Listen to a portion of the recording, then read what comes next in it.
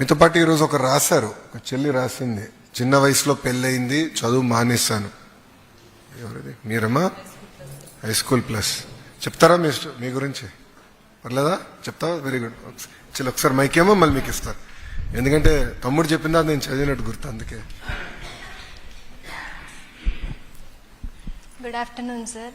నేను 2018-19లో నా 10th finish చేశాను. బట్ నా హెల్త్ ఇష్యూస్ వల్ల నేను స్టడీ ఆపేయాల్సి వచ్చింది. మా మదర్ వాళ్ళు ఇంకా మ్యారేజ్ చేసేసారు. నా కోవిడ్లో మ్యారేజ్ అయ్యింది, తర్వాత పాప పుట్టింది. బట్ నాకు చదువుకోవాలని చాలా ఆశ ఉండేది. మా ఫ్రెండ్స్ అందరూ కాలేజెస్కి వెళ్తుంటే వాళ్ళని చూసి నేను ఎప్పుడు చదువుకుంటానని బాధపడేదాన్ని. అది మా హస్బెండ్ చూశారు. లేదు నేను చదివిస్తాను ఖచ్చితంగా అని అన్నారు. ఫైనాన్షియల్ సపోర్ట్ కూడా ఇస్తానని అన్నారు. కానీ నా దూరంగా వెళ్ళాలి, ఫ్యామిలీ రెస్పాన్సిబిలిటీస్ వదిలేసి నేను అలా వెళ్ళడం కరెక్ట్ కాదనిపించింది. ఇంట్లో నా బాధ్యతలు నేను చేసుకోవాలి. నాకు దగ్గరలో ఏమైనా కాలేజ్ ఉంటే బాగుండు అని అనుకున్నాను. అప్పుడే H+ రావడం, మాకు లోకల్లోనే ఉండడం నాకు చాలా హ్యాపీ అనిపించింది. వెళ్ళాను, కాలేజ్లో జాయిన్ అయ్యాను.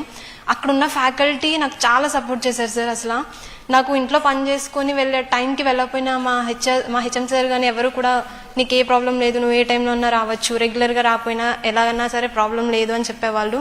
ఇంట్లో కూడా మా అత్తయ్య వాళ్ళు అంతే సపోర్ట్ చేశారు సార్. అసలు మ్యారేజ్ అయింది, ఈయన ఇది కూడా ఏం లేదు, నువ్వు ఒక స్టూడెంటే, చదువుకో, నీకు ఎంత టైం కావాలంటే అంత టైం తీసుకో అనేవాళ్ళు. మా పాపని మా అమ్మ టేక్ కేర్ చేశారు 2 years కూడా. మా అమ్మ వర్క్కి వెళ్ళడం మానేసి, మా ఫైనాన్షియల్గా మేము సరిగ్గా లేకపోయినా మా అమ్మ పర్లేదు నువ్వు చదువుకో, ఈ రోజుల్లో చదువు లేకపోతే ఏమీ లేదు, మా పేరెంట్స్ చదువుకోలేదు, మమ్మల్ని చదివించాలనుకున్నారు. మా బ్రదర్ లోన్ అప్లై చేసి చదువుకున్నారు. మా బ్రదర్ కూడా మా ఫైనాన్షియల్గా వీక్ చూసి నేను లోన్ పెట్టుకొని చదువుకొని నా సొంతంగానే చదువుకుంటా అన్నారు.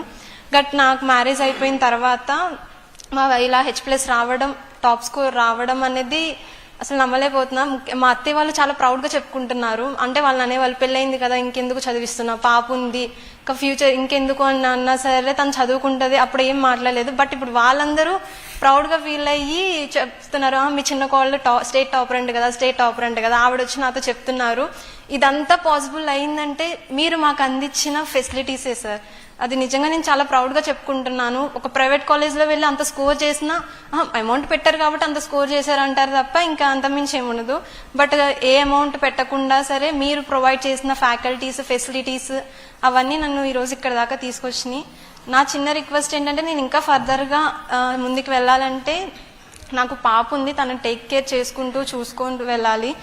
లోకల్లో నాకున్న మా చుట్టుపక్కల ఉన్న డిగ్రీ కాలేజెస్లో ఏమన్నా ఫ్రీ సీట్ ఇప్పించగలిగితే నేను నా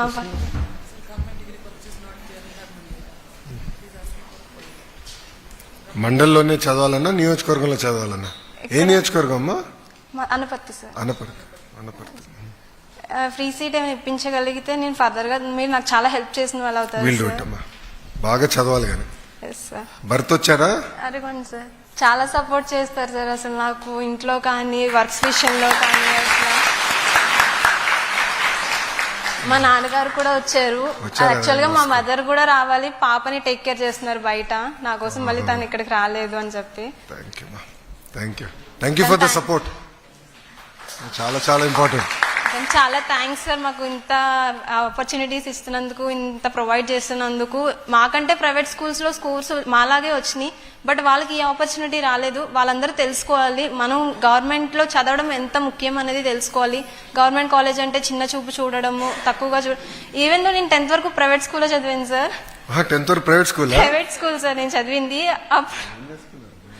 ప్రైవేట్ స్కూల్లో చదివి అప్పుడు నేను ఇప్పుడు ఫీల్ అవుతాను సార్, నేను ఎందుకు 10th గవర్నమెంట్ స్కూల్లో చేయలేదు అంటే నా ఎజంప్షన్స్ కూడా రాంగే ఇప్పుడు అని చెప్పేసి నేను అది ప్రూవ్ చేయాలనుకున్నాను.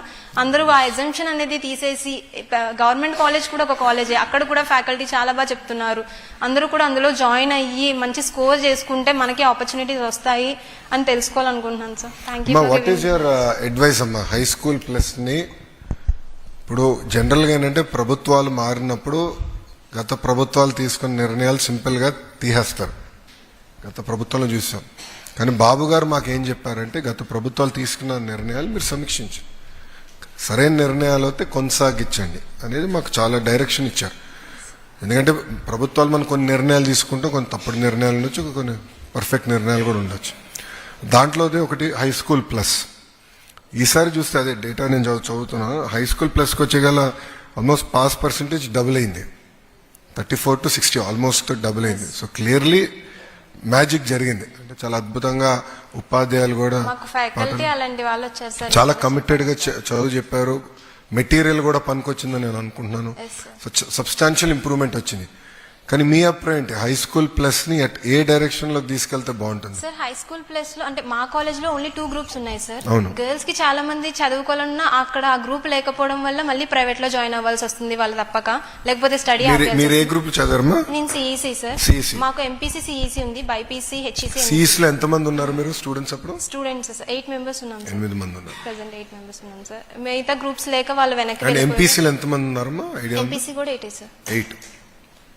వాళ్ళు వెనక్కి వెళ్ళిపోతున్నారు. అలాగే ఎంపీసీ స్టూడెంట్స్ వాళ్ళకి ప్రాక్టికల్స్ కి వేరే ఊరు వెళ్ళేవాళ్ళు సార్ వాళ్ళు.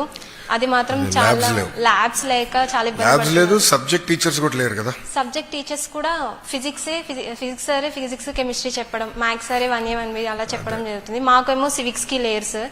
మాకు కామర్స్ సరే చెప్పేవాళ్ళు, లేకపోతే ఎకనామిక్స్ మ్యామ్ చెప్పేవాళ్ళు. ఫస్ట్ ఇయర్ ఒకరు, సెకండ్ ఇయర్ ఒకరు అలా మేనేజ్ చేస్తున్నారు సార్. ముందర నేను వాళ్ళకి సన్మానం చేయాలి. నిజంగా సార్, ఎందుకంటే ఇంప్రెసివ్ వాట్ దే డన్. మేము గవర్నమెంట్ టీచర్స్ అన్న ప్రౌడ్ అలాగేమీ లేకుండా సండేస్ క్లాసెస్ పెట్టేవాళ్ళు, మార్నింగ్ క్లాసెస్ పెట్టేవాళ్ళు, ఈవినింగ్ 5:30 6 వరకు. మేము ఏ టైంలో కాల్ చేసినా మా డౌట్స్ క్లియర్ చేసేవాళ్ళు. అసలు చాలా సపోర్ట్ చేశారు సార్ వాళ్ళు. మేము అవర్స్ ఎక్స్టెండ్ చేసాం, మీరు గమనించారు లేరు. 9 to 5 చేసాం. దానివల్ల మీకు ఏమైనా ఉపయోగపడిందా? 9 to 5 ఇట్ వర్క్. మాకు 8 కి స్టార్ట్ ఒక అవర్స్ పెట్టేవారు సార్, స్టడీ అవర్స్ పెట్టేవాళ్ళు. 8:30కే వచ్చేసేవాళ్ళు. మీరు ఆ సార్ కింద ఉన్నారు కనుక ఆయన కొంచెం స్ట్రిక్ట్ మాస్టర్.